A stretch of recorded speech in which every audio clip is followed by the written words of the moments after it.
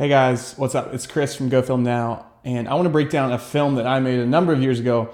It received a Vimeo staff pick, super highly regarded, was shared on the Huffington Post, kind of blew up everywhere because of the Vimeo staff pick effect.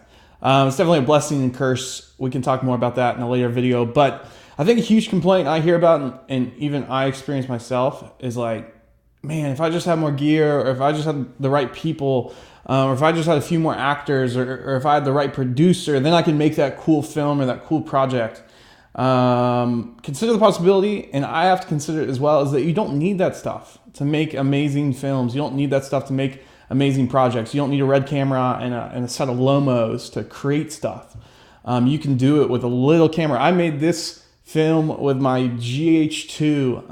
I think it was like $300, $400. You can buy it for like $200 on eBay now. So you can go out and you can make stuff with the gear that you have. You don't have to wait for the Ronin or the right actress or actor or story to come along. And keep in mind too, I use my dad and my family dog in this film.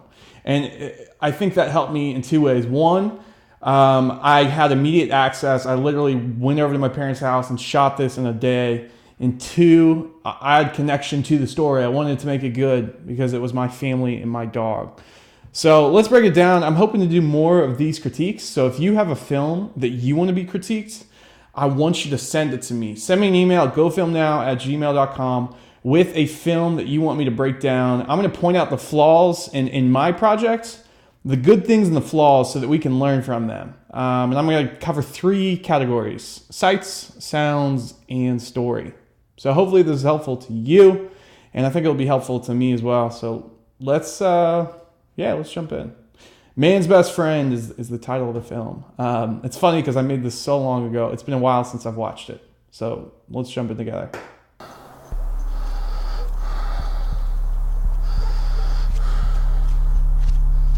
I'd been meant to put him down a ways back, but I just kept putting it off and putting it off.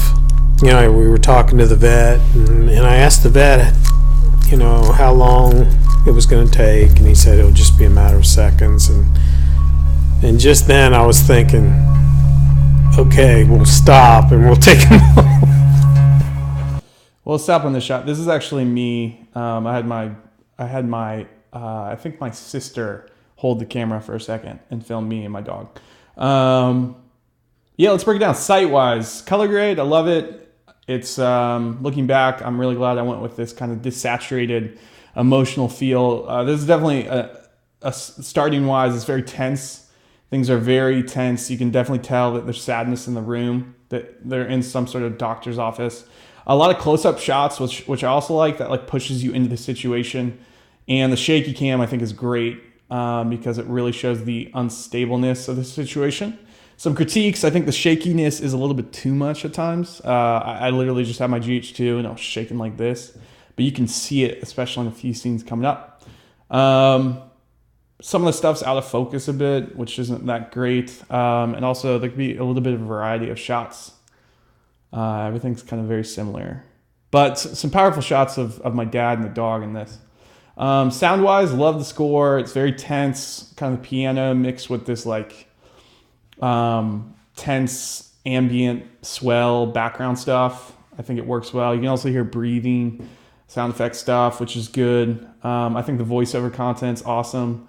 My dad did a really good job on that. I literally just sat him down and interviewed him. No complaints on the sound. Story-wise, it's very tense. It starts out and just like hits you in the face. That's a good thing, but could also be a bad thing. I wish I would have started it out a little bit more lighter, but I think it works since it's so short. So let's keep going.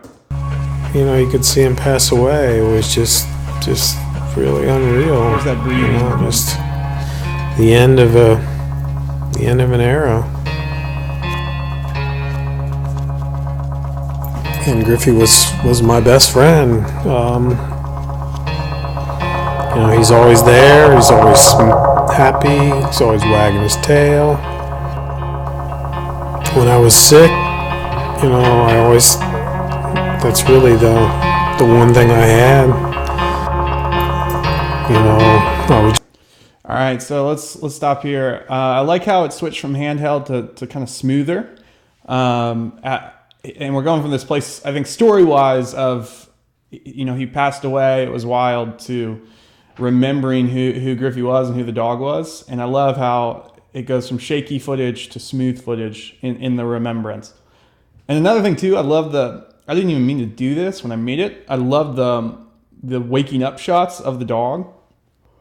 Because the beginning, it's him being put to sleep, right? But then in this remembrance, we see the dog literally waking up from a nap. I love those shots. And I didn't even mean to do that, but looking back, it worked really well. And really, I think, captures some emotion. Again, I think lack of variety. It's like the same shot over and over and over again of my dog here. The close-up stuff's good. Color grade is still, I think, great. Sound-wise, you can hear some little sound effect, rustle stuff, and the guitar kind of moves in, goes from this tense place to kind of more emotive, remembering, smoother stuff, which I think works. So the story's kind of flowing upwards now, which I think is great, and it will climax here in a second. Just go love on him, and he really helped pull me through.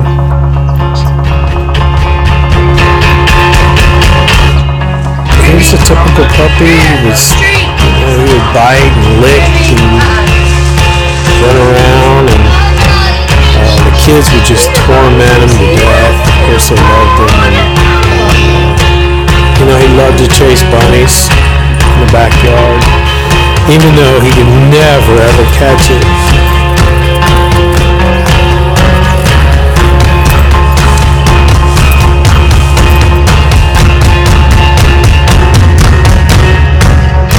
I just miss him being here.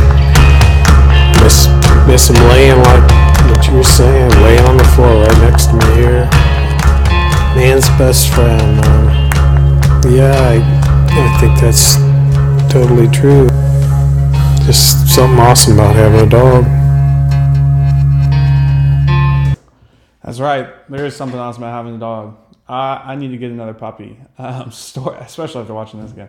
Story-wise, I think it ends really well. It's just remembrance, and I think the visuals add to it in this later half with that nostalgic VHS footage. I'm really lucky to have had that. I think I was working on helping my mom sort through some VHS stuff, so that worked in my favor. Again, I wish there was more variety of Griffey and my dad, or Griffey and other humans. It's just a lot of him standing around. It's kind of boring.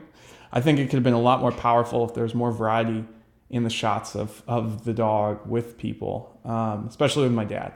And then music-wise, I like how it climaxes up as the film climbs up. I think it's a little too intense at the top. Like it really just like those drums, the drums hit in, it gets really intense. I think I could have settled it out more. Let the voiceover breathe, let the story kind of take over more. But ultimately, I think it definitely served the story, but maybe took over a little bit too much. And then, just kind of story-wise, I think it all worked pretty well. Again, lots of close-up shots, lots of nostalgic, emotional shots, remembering, going from this place of tension to this place of release. I